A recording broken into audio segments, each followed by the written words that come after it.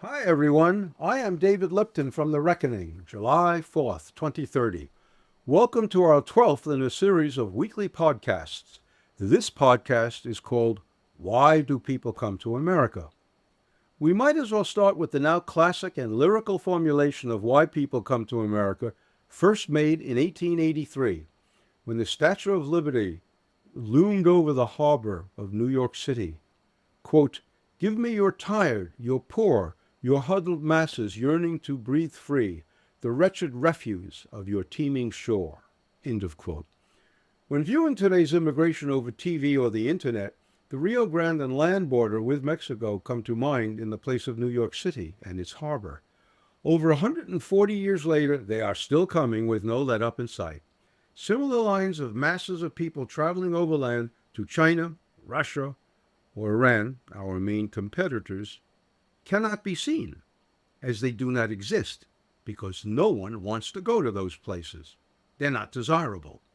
As to Latin and South American countries going through yet another cycle of dictatorial leadership and criminal gangs upending economies while preying on helpless citizens, that's an old story with the U.S. lax border control policies telling all and sundry to come on over. Apparently, roughly 10 million plus people have taken up the offer, and not all of them are from Latin America or Mexico. Europe is enduring a similar immigration surge with the constant unrest in the Middle East and the continued impoverishment and abuse of people by dictators and warlords in many parts of Africa.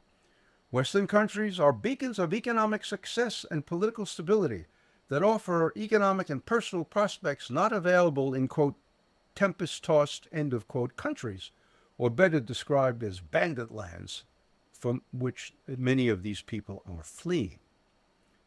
By leaving their troubled countries behind, they gain a chance to build a new life for themselves, their children, and grandchildren.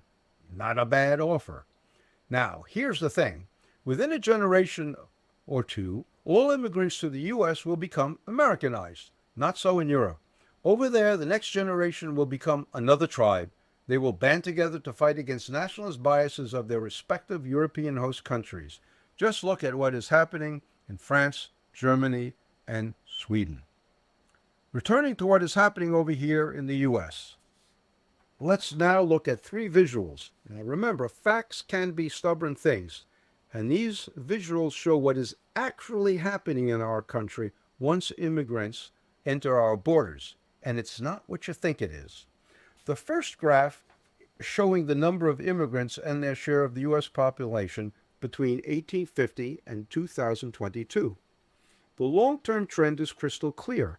It starts from a range of around 2.5% in 1850 and rises to about 14% in 1910, when it declines to the 10% range in 1970. Since then, the trend rises again to the 15% range in 2022. True, the sheer number of immigrants has risen dramatically. That is the purple curve, while the blue curve rises more slowly over the same period because the number of resident Americans have also increased due to the baby boom.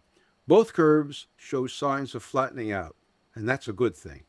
Historically, anti-immigrant sentiments become more vocal as the number of immigrants rise to the 12 and 15% range, which happened prior to World War I and again since the rapid influx after 1990 and reaching a crescendo today with 10 million immigrants flooding over our southern border in the last few years.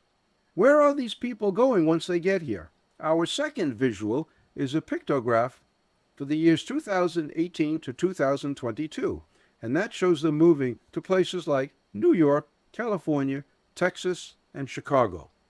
There is no surprise that these big cities on the east and west coast, and now more recently Miami, in Florida, attract the largest number of immigrants.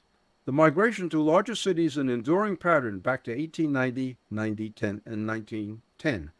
Why? Because that's where the jobs are. That's where people can fit in. The third and final visual are two pie charts based on 2022 data, comparing immigrant workers and U.S.-born workers. These charts are the most revealing because they show that immigrant workers are, in fact, integrating into the U.S. workforce because the officially measured employment data shows the occupational categories of the two largest one management, business, sciences, and arts, and two, service were quite close to each other. Moreover, immigrant median household income in 2022 was registered at $75,550, while U.S.-born workers had a median income of $74,600. The U.S.-born workforce made $900 less. Amazing and very surprising. The problem with all the data is that it is not really complete.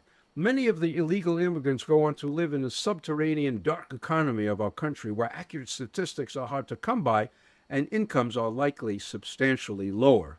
While there is little disagreement on the need for immigrants, primarily because of declining birth rates, the contentious issue is how many of these immigrants can we absorb and maintain our identity, our national identity, at the same time. Therein lies the crux of the matter and the political disputes surrounding the entire issue. The dismal congressional record on immigration over the last 30 years is remarkable for its inaction on the issue. No congressional session dominated either by Democrats or Republicans have passed a comprehensive reform bill. There is a tendency to pass the political buck to the president and let him deal with it by issuing presidential orders. Why does Congress do this, you might ask? Well, no politician wants to say no to these immigrants, and neither does a president, generally speaking. Always a historian, I'd like to look back in time to get some perspective on the existential issues at stake affecting our politics today. What we are dealing with is the twin existential fears of losing what we possess because we may not have the people with the right attitudes to maintain our system of government. Sometime in 1787, Benjamin Franklin had a conversation with an unknown woman in Philadelphia during a break in the meetings of the Constitutional Convention. The lady asked Franklin, "What kind of government will we have?" "A republic, madam, if you can keep it." Since our founding as a nation, we have always worried about holding on to our government, as it is the key tie that binds together our varied population. I ask my listeners to remember the words, quote, "if you can keep it," end of quote. It is the fear of keeping what we have that motivates many people's visceral reactions to political developments. Can we keep our republic? Do we have the requisite number of Americans today who can uphold our Constitution and the values it embodies? Or are we losing ground to both native and foreign-born Americans who no longer share the values embedded in our Constitution? Our next podcast, will deal with why history is so important. Goodbye for now, and thank you for listening in today. You will hear from me, David Lipton, in a week's time. You can access my ideas and thoughts by visiting Amazon.com and search for The Reckoning, July 4th, 2030.